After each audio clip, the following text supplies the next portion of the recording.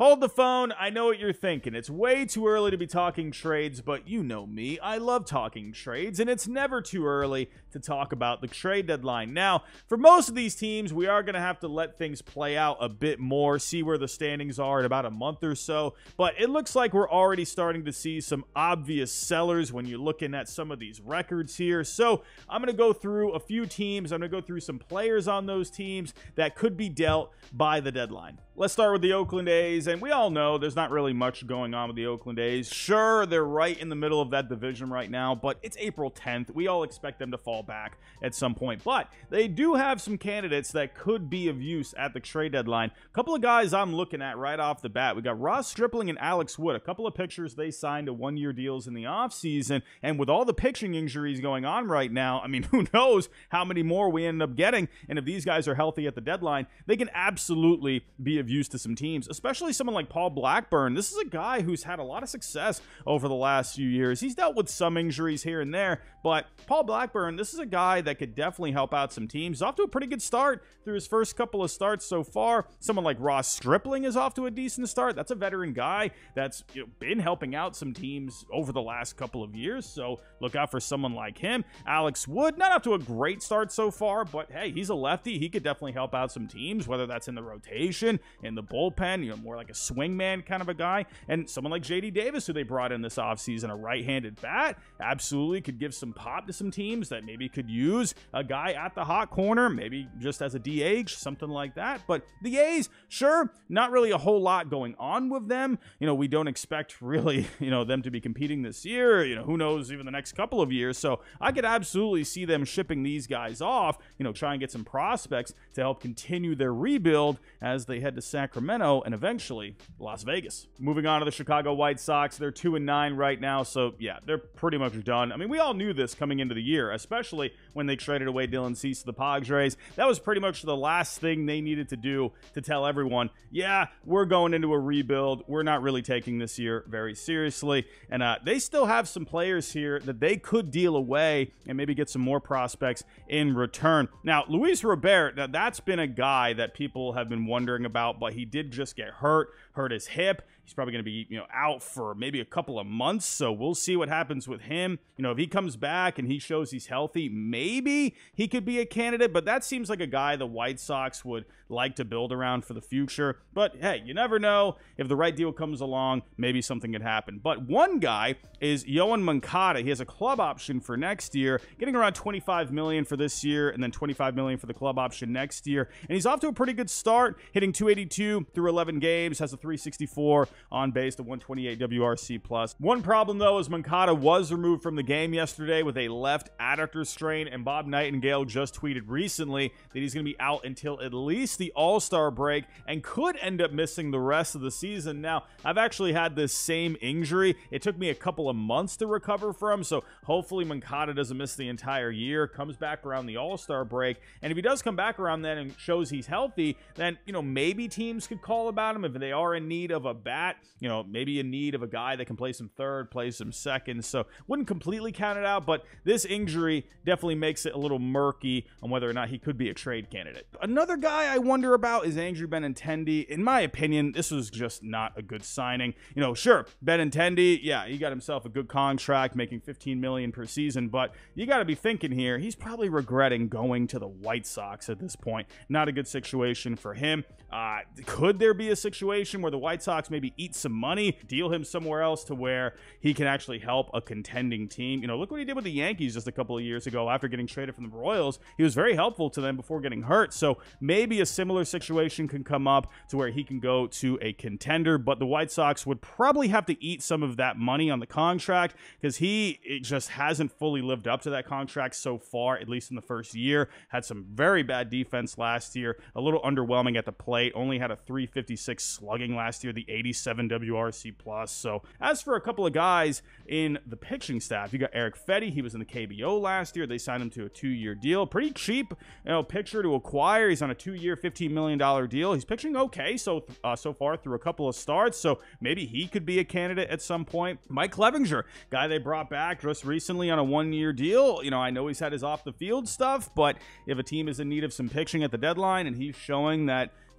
he's still pitching like he was last year, which was pretty decent, he could definitely help a team out there. But the guy I wonder about the most is Michael Kopech. They recently moved him out of the rotation into the closer role. I've been clamoring for that for years now. When I saw him pitch a while back, I'm thinking, man, this guy is the perfect closer. Great velocity, great stuff. Wasn't really working out in the rotation. To me, that guy just had closer written all over him, and I'm glad they finally did it. But we all know what it's like for relievers at the deadline, especially top shelf relievers. They're highly sought after at the trade deadline, and I think Michael Kopech could be one of those guys. He has an extra year of control. He's going to be under control this year and the next year, so teams, I think, would definitely be interested in that. You know, a guy that even if he's not your closer, you put him at the back end of your bullpen as, you know, even a setup guy, he could be of great use to some teams out there. He's off to a pretty good start so far. ERA of a 2.45, FIP a little bit higher. He's got a couple of saves already, but this guy, to me, I do wonder if the White Sox will look to move him. You know, this could be also a guy that could be an extension candidate at some point, especially if he's doing well as a closer and they look to him as their future closer as they rebuild their team.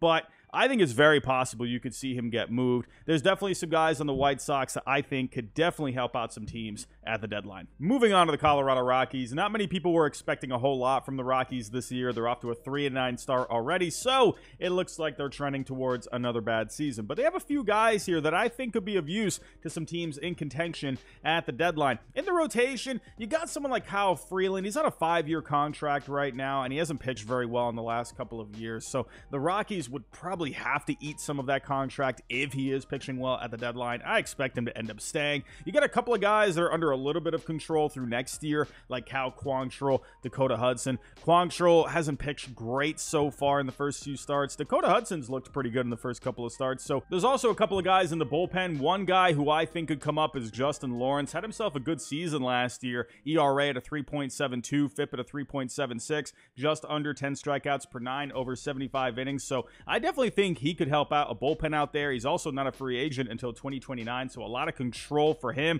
Only 29 years old still, so he could definitely come up, I think. And then there's Daniel Bard. He opened the season on the IL, recently got arthroscopic knee surgery. Should be back at some point in the next month or two, but this is a guy, a lot of velocity, has good stuff as well. So Daniel Bard, look out for him. I think his name could come up if he shows that he's healthy and good to go. In the lineup, there's a couple of guys here. I wonder if Ryan McMahon could come up in trade talks. Now, he's on a contract right now, 6 years, $70 million.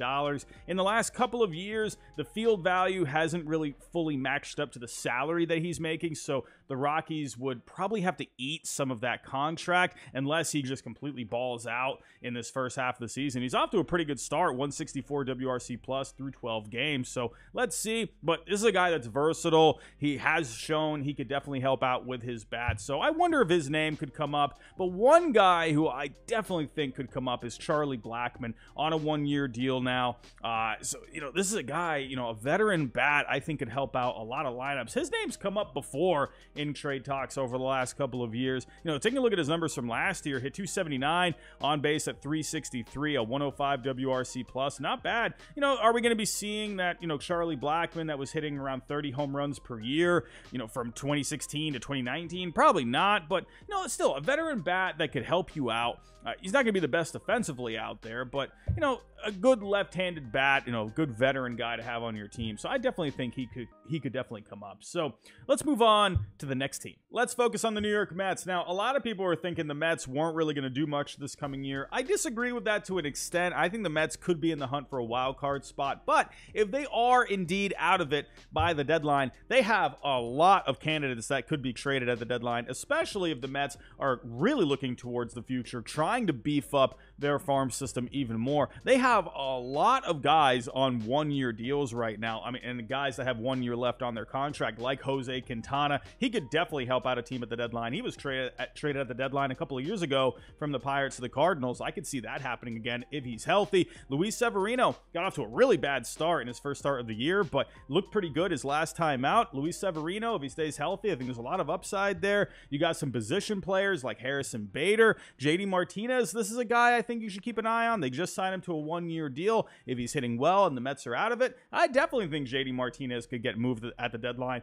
to a team in contention, a guy that can just easily help out your lineup at the DH spot. You got some guys in the bullpen. You got Ottavino, you got Raley, you got Dykman, Fujinami. So there's definitely some candidates. I think the biggest candidate, though, if the Mets are out of it, is Pete Alonso. This is a guy whose name came up at the deadline last year. There's been a lot of talks about a possible extension, about the lack of an extension. So if the Mets are out of it, I definitely think you could see Pete Alonso get moved. We all know the deal with Pete Alonso, right? A lot of power from the right side. Go play first or DH. He will improve your lineup. He will add power to your lineup.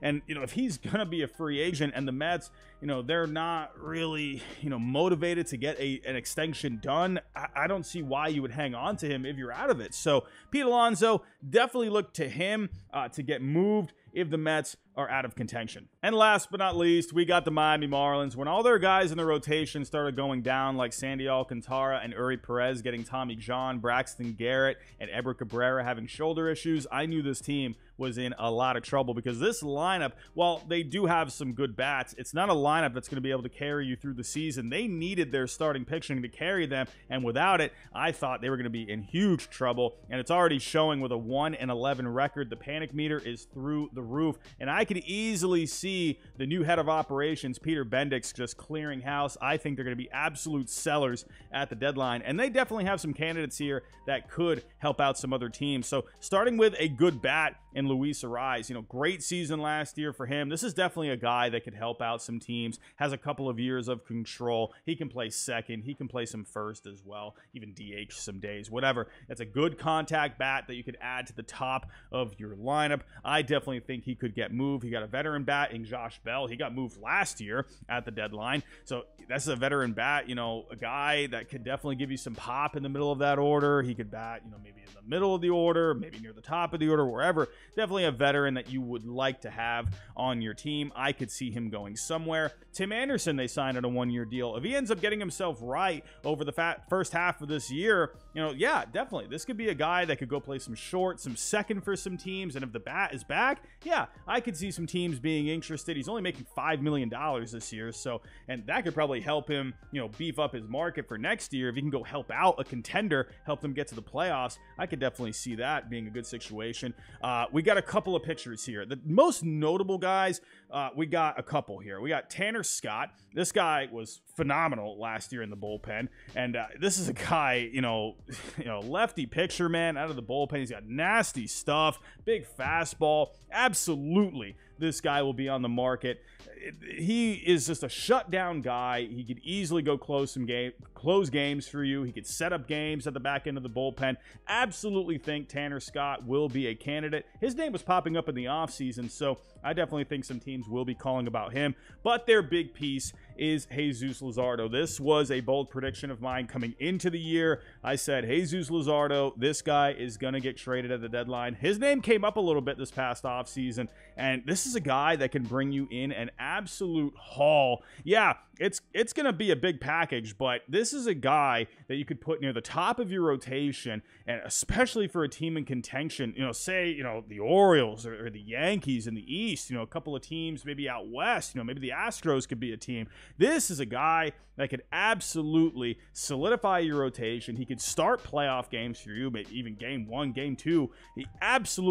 This guy is going to be highly sought after at the deadline. I will be shocked if he is still with the Marlins at the deadline. Can my Red Sox please go get Jesus Luzardo? I'm just saying. Excuse my draft neck Robbie. But these are all the guys right now that I see as early trade candidates. You could say even way too early trade candidates. But let me know some guys that I missed. I probably missed a couple of guys here. So let me know down below in the comments. If you can on the way out, hit that like button for me. Subscribe if you're new. And I'll talk to you next time.